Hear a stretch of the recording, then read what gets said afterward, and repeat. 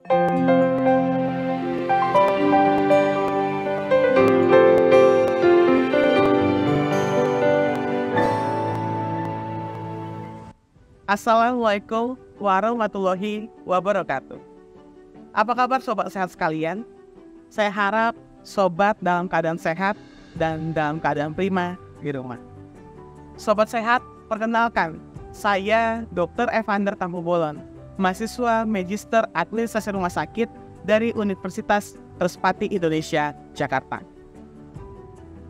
Sobat sehat, saat ini sebagai tugas akhir semester dari mata kuliah Hospital Entrepreneur Leadership, saya akan membahas satu komite yang berada di rumah sakit. Ini menjadi salah satu komite yang cukup penting dan krusial yang berada di rumah sakit, yang masuk dalam penilaian mutu pelayanan rumah sakit hingga penilaian akreditasi rumah sakit. Apakah sobat sehat tahu? Ya, komite PPI, Komite Pencegahan Pengendalian Infeksi, menjadi salah satu komite yang penting dalam pencegahan pengendalian infeksi dan mutu layanan perawatan di rumah sakit. Apakah sobat sehat tahu apa itu PPI? Sobat sehat, PPI adalah upaya pencegahan pengendalian infeksi. Tujuannya adalah untuk mencegah dan meminimalkan terjadinya infeksi pada pasien, petugas, pengunjung, masyarakat, pada orang-orang yang berkunjung di fasilitas pelayanan kesehatan. Sobat sehat, PPI adalah untuk mencegah infeksi di rumah sakit. Dahulu kala namanya adalah infeksi nosokomial. Apakah sobat sehat tahu? Saat ini hal itu berkembang dan menjadi HIS atau Healthcare Associated Infection.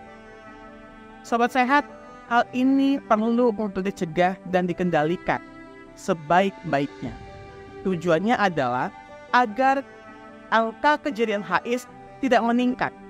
Saat ini HIS dapat meningkat hingga awal 1 hingga 40%, dan ini akan berdampak terhadap proses layanan dan mutu layanan.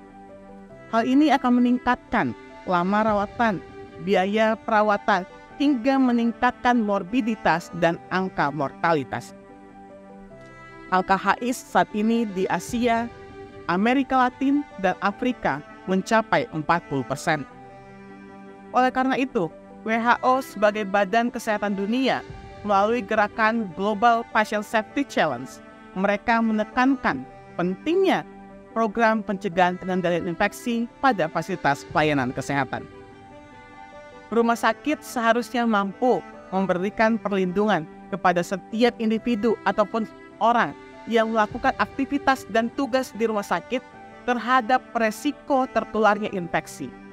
Hal ini sesuai dengan amanat dari Undang-Undang Kesehatan Nomor 36 Tahun 2009 pada Pasal 5 Ayat 2 dan Undang-Undang Nomor 44 Tahun 2009 Pasal ke-36.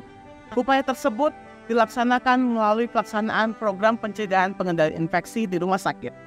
Hal ini sesuai dengan standar keputusan Menteri Kesehatan tentang standar pelayanan rumah sakit dan standar minimal pelayanan rumah sakit, dan didukung oleh Permenkes nomor 27 tentang Pedoman Pencegahan Pengendalian Infeksi tahun 2017.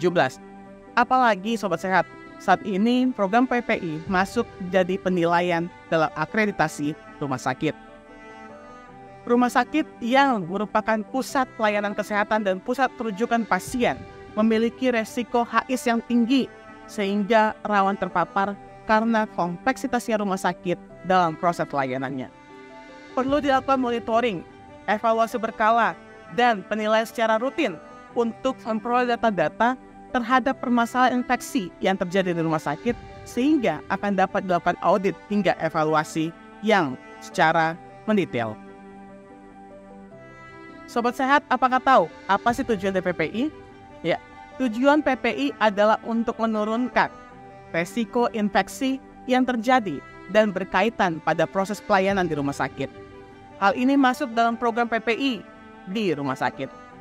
Tujuan lain dari program PPI ialah agar tercapainya program PPI, maka akan dilakukan berbagai hal, seperti peningkatan kegiatan surveillance, serta surveillance HIS yang bermutu dalam pelayanan keperawatan, dan peningkatan penata laksanaan kewaspadaan standar dan kewaspadaan isolasi, serta melakukan investigasi terhadap kasus outbreak infeksi yang terjadi di rumah sakit.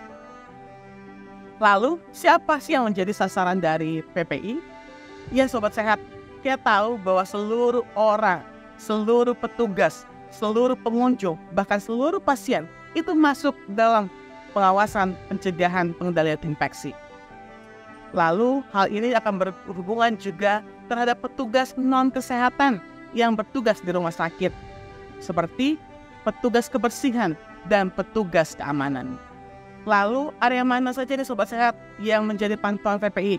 Apakah Sobat Sehat tahu? Ya betul sekali, seluruh area rumah sakit dari depan hingga ke belakang. Seperti apa?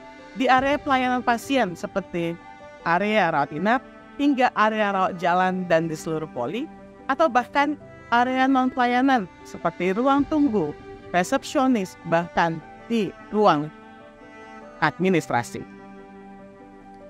Dan penting sekali PPI ini untuk dijalankan dan ditanamkan pada seluruh orang yang berada dan berkunjung ke rumah sakit. Kejadian infeksi di rumah sakit akan berhubungan dengan penerapan kewaspadaan standar dan kewaspadaan isolasi yang belum optimal. Hal ini akan meningkatkan kejadian angka HIS di rumah sakit seperti infeksi saluran kemih, infeksi aliran darah, infeksi menggunakan ventilator, dan infeksi dari daerah operasi. Penerapan kewaspadaan standar dan kewaspadaan isolasi yang belum optimal. Hal ini dipengaruhi oleh rendahnya tingkat kepatuhan petugas dalam melakukannya dan belum optimalnya penerapan PPI bagi petugas di lingkungan pelayanan. Sobat Sehat, ada 6 langkah dalam proses cuci tangan yang perlu kita lakukan dan kita terapkan dalam proses layanan, serta ada 5 momen cuci tangan yang harus kita lakukan untuk mencegah penyebaran infeksi dan dapat kita kendalikan. Berikut langkah-langkah dan 5 momennya.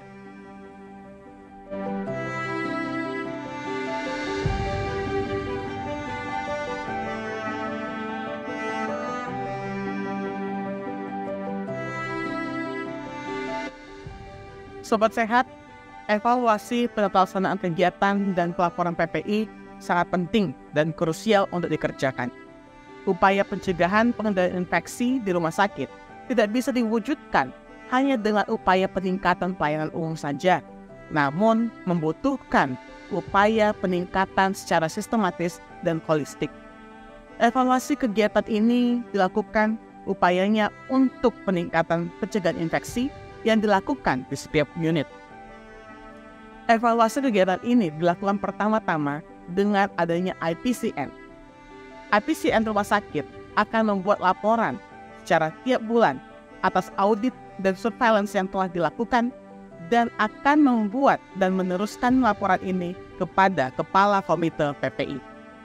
Selanjutnya, laporan ini akan dibahas di internal rapat Komite PPI dan diteruskan kepada Direktur Rumah Sakit. Dan triwulan, Komite PPI akan membuat rekomendasi kepada Direktur Rumah Sakit untuk program pencegahan peningkatan infeksi. Harapannya PPI dapat terus berjalan di rumah sakit sehingga proses mutu layanan dapat meningkat. Sobat Sehat, pencatatan, pelaporan, dan evaluasi kegiatan PPI sangat penting untuk dikerjakan agar proses penata-laksanaan PPI bisa berjalan sebagaimana mestinya. Maka proses tata laksana kegiatan harus didokumentasikan dan dicatat setiap bulannya oleh Komite PPI. Komite PPI akan membuat laporan dan seluruh pelaporan PPI akan dilaporkan kepada direktur, sehingga direktur akan mendapatkan hasil dari laporan kegiatan tersebut dan akan meneruskannya kepada Kementerian Kesehatan dan badan kesehatan lain. Sobat Sehat, penting PPI untuk dikerjakan. Mari sama-sama kita optimalisasikan kegiatan PPI, karena program PPI dari kita, oleh kita, untuk peningkatan mutu pelayanan. Melalui PPI yang baik, akan terhindar dari proses infeksi dan penularan yang tinggi, sehingga pencegahan dan pengendalian infeksi dapat menjadi optimal. Bersama kita bisa meningkatkan PPI.